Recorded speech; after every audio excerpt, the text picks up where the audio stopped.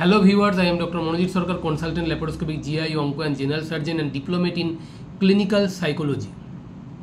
দিনের শুরুতে মনটা একদমই ফুরফুরে ছিল, কিন্তু হঠাৎই মনে হলো না আজকে মনটা একদমই ভালো নেই, কিংবা কোনো কাজ আপনি স্বাভাবিকভাবে করছিলেন কিন্তু হঠাৎই মনে হলো প্রচণ্ড বিরক্ত লাগছে। এই যে মনের দ্রুত পরিবর্তন, যেটা আমরা তথাকথিত যেটা হিসাবে জানি সেটা হলো মুড সুইং। মেডিকেল পরিভাষায় বা চিকিৎসা বিজ্ঞানে যেটাকে আমরা বলি মুড ডিসঅর্ডার। তো without any further delay let's jump into the video. তো প্রথমে চলে আসি মুড সুইং কি। আমাদের কিন্তু তথাকথিত বিভিন্ন কারণে মন খারাপ হতেই পারে, বা মন ভেঙে যেতে পারে, বা আমরা দুঃখ পেতে পারি, আমরা একটু ডিপ্রেসড হয়ে যাই এবং আমরা মন খারাপের ঘেরাটোপে জড়িয়ে পড়ি। কিন্তু এটা কি মুড সুইং? না। এই ঘটনাটি যদি বারবার হতে থাকে এবং মাত্রাতিরিক্তভাবে হয়, তখনই সেটাকে আমরা মুড সুইং বলে থাকি। চিকিৎসা বিজ্ঞানের ভাষায় যেটাকে আমরা বলি মুড ডিসঅর্ডার্স। এবং এক্ষেত্রে কিন্তু চিকিৎসকের পরামর্শ নেওয়া অবশ্যই জরুরি। এই মুড সুইং ব্যাপারটা কাদের ক্ষেত্রে হয়ে থাকে? অনেকেরই ধারণা এই মুড সুইং ব্যাপারটা মেয়েদের সাথে ওতপ্রোতভাবে জড়িত, কিন্তু একটা কথা বলে রাখা প্রয়োজন, 15 থেকে 30 বছর পর্যন্ত সব ছেলে মেয়েদের মধ্যেই বা সব মহিলা পুরুষের মধ্যেই কিন্তু এই মুড সুইং ব্যাপারটা পরিলক্ষিত হয়ে থাকে। এবারে চলে আসি মুড সুইংয়ের লক্ষণগুলো কি কি। ঘন ঘন মন খারাপ করে থাকা, দীর্ঘক্ষণ খারাপ লাগা কাজ করা, কিংবা ধরুন মানসিকভাবে অবসাদগ্রস্ত হয়ে যাওয়া, আত্মবিশ্বাসের অভাব, একাকিত্ব অনুভব, নিজেকে গুটিয়ে রাখা, বিরক্তিভাব, অকারণে দুঃখবোধ করা, কিংবা এক পর্যায়ে এসে কেঁদে ফেলা, কারো সাথে উচ্চস্বরে অযৌক্তিক কিছু কথা বলতে যাওয়া, কিংবা ঝগড়া করতে যাওয়া, অতিরিক্ত স্পর্শকাতরতা, এগুলোও কিন্তু মুড সুইংয়ের লক্ষণ। তাই এগুলো যখন কোনো পেশেন্টের ক্ষেত্রে দেখতে পাবেন, অবশ্যই নিকটবর্তী ডাক্তারের কিংবা সাইকিয়াট্রিস্টের পরামর্শ নেবেন। তবে পূর্ববর্তী বলা সিমটমসগুলো যে সবগুলোই একজনের মধ্যে থাকবে এরকম ব্যাপার নয়। কিছু কিছু সিমটম যেগুলো বলা হয়েছে এগুলোও কিন্তু থাকতে পারে তাদের মধ্যে। এবার একটা কন্ট্রোভার্সিয়াল টপিক নিয়ে চলে আসি, সেটা হলো মুড সুইং কি নারীদেরই শুধু হয় না পুরুষদেরও হতে পারে? নারী পুরুষ দুজনার ক্ষেত্রেই কিন্তু মুড সুইং হতে পারে। তবে আমাদের দেশে বিশেষ করে মহিলাদের ক্ষেত্রে এই মুড সুইং ব্যাপারটা খুব কমন। বিশেষ করে 15 থেকে 29 বছর মহিলাদের ক্ষেত্রে কিন্তু এই মুড সুইং হয়ে থাকে, এবং এই মুড সুইংয়ের জন্যই কিন্তু অনেক রকমের পারিবারিক সমস্যা হতে পারে, সামাজিক সমস্যা হতে পারে। তাই যখনই এই সিমটমসগুলোর কোনো একটা থাকবে, অবশ্যই সাইকিয়াট্রিস্টের পরামর্শ নেবেন।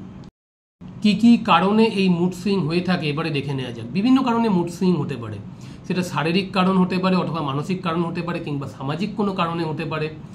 কোনো কাজে প্রচণ্ড স্ট্রেস নিয়ে নেওয়া, কিংবা মানসিকভাবে অবসাদগ্রস্ত হয়ে যাওয়া, পারিবারিক কোনো চাপে অবসাদগ্রস্ত হয়ে যাওয়া, নিজের কর্মক্ষেত্রে প্রচণ্ড স্ট্রেস নিয়ে ফেলা, এবং মহিলাদের ক্ষেত্রে যেটা খুব কমন সেটা হলো প্রিমেনস্ট্রুয়াল পিরিয়ড বা প্রিমোনোপজাল পিরিয়ড। সেই পিরিয়ডে কিন্তু আমরা এই মুড সুইংটা দেখতে পাই, এবং সেটা মেনলি হরমোনাল কারণের জন্য হয়ে থাকে। তাছাড়া কিছু ভিটামিনের ডেফিসিয়েন্সির জন্য হতে পারে, ম্যালনিউট্রিশনের জন্য হতে পারে, সেখান থেকে কিছু হতে পারে, অথবা ধরুন অতিরিক্ত মদ্যপান, মাদকদ্রব্য সেবন করা, বা ঘুমের সমস্যার জন্য, কিংবা দুশ্চিন্তা, অস্থিরতা, হতাশা, এগুলোও কিন্তু এক একটা risk factors for the development of mood swings. এবারে চলে আসি এই মুড ডিসঅর্ডার্স বা মুড সুইংসের টাইপ নিয়ে, মানে কি কি রকম প্রকারভেদ রয়েছে। Bipolar type 1, bipolar type 2, seasonal affective disorder, cyclothymic disorders, disruptive mood dysregulation disorder, persistent depressive disorder, premenstrual dysphoric disorders এবং মেজর ডিপ্রেশন ডিসঅর্ডার। এগুলো সবই কিন্তু বিভিন্ন টাইপের মুড ডিসঅর্ডার্স বা মুড সুইংস। এগুলো নিয়ে আমি এই মুহূর্তে ডিটেলসে আলোচনা করছি না। এখন আমাদের আজকে ডিসকাশনের সবথেকে গুরুত্বপূর্ণ পার্টে আসা যাক, সেটা হলো মুড সুইং আমরা প্রিভেন্ট করব কি করে। আমাদের কিন্তু একটা রেগুলার এরোবিক এক্সারসাইজের মধ্যে থাকতে হবে, একটা হেলদি ডায়েট এবং ব্যালেন্স ডায়েট আমাদেরকে ফলো করতে হবে। এডিকুয়েট অ্যামাউন্ট জল খেতে হবে, দিনে অন্তত 3 থেকে 4 লিটার জল খেতে হবে। এডিকুয়েট স্লিপ হওয়াটা খুবই গুরুত্বপূর্ণ, মিনিমাম 6 থেকে 8 ঘন্টা আপনাকে ঘুমোতেই হবে। অতিরিক্ত স্ট্রেস নেওয়া যাবে না, নিজেকে একাকী রাখা যাবে না।